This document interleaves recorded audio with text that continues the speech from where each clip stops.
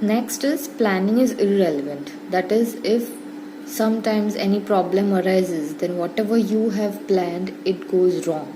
Okay, because you didn't know that this is going to happen. That is, uncertain future relates over here. That if something happens, then planning remains irrelevant. Next, tends towards rigidity. Now, planning is not a very small thing, because you are going to manufacture the products in lakhs. So for that, planning is a very huge process.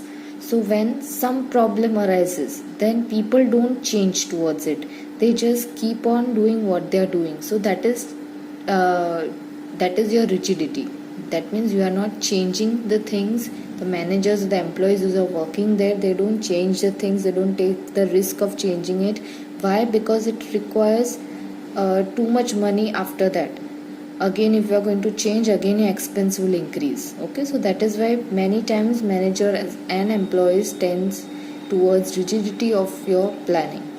Next, uncertainty of external factors. How it is future is uncertain. The same way you have some external factors affecting, like it may be your natural calamities occurring or the political ruling power changes. So these all are some of the factors we cannot be certain with.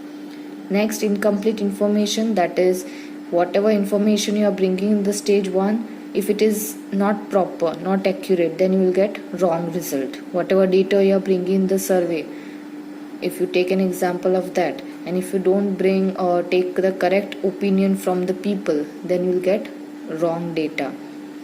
Next, restriction on employees' creativity. That is, whatever the plan is done, accordingly the employees have to work. In between, they cannot show their own creativity that yes, we'll do in this manner. No, whatever the plans are made by the top level management, that is going to be followed by the rest of the levels.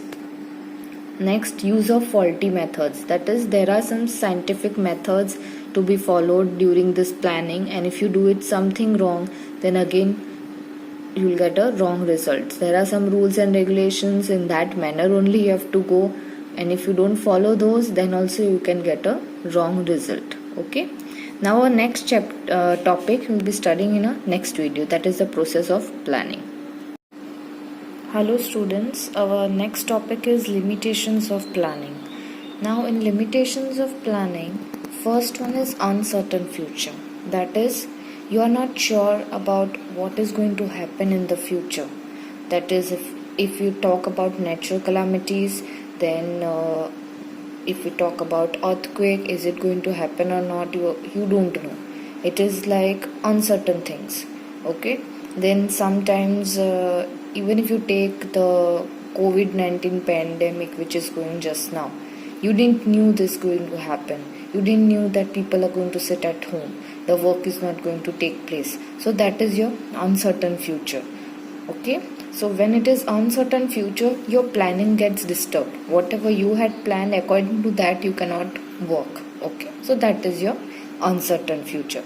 Next, expensive process. Now what is expensive process? That is, whenever you are doing some planning, at every stage you require some specific persons, that is those who are expert in doing that stages.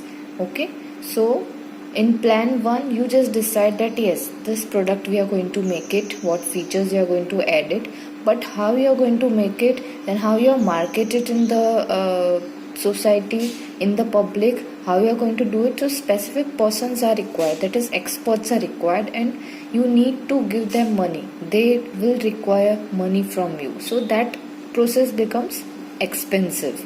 If you hire somebody from outside to involve those experts in your planning, because they are very good at planning, they are expert in that, then that is also a expense for you. Okay, next, time consuming. Now planning involves collection of necessary information, its classification, analysis and interpretation.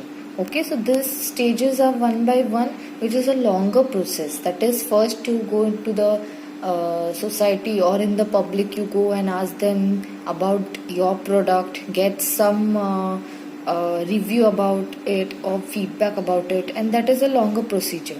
Okay, first you will go ahead, get it get it some information about it, and then you come and then 4 or 5 people sit together and do some analysis that yes, what we have collected, according to that what planning we should make it. So that becomes really very time consuming process in the stage 1 itself.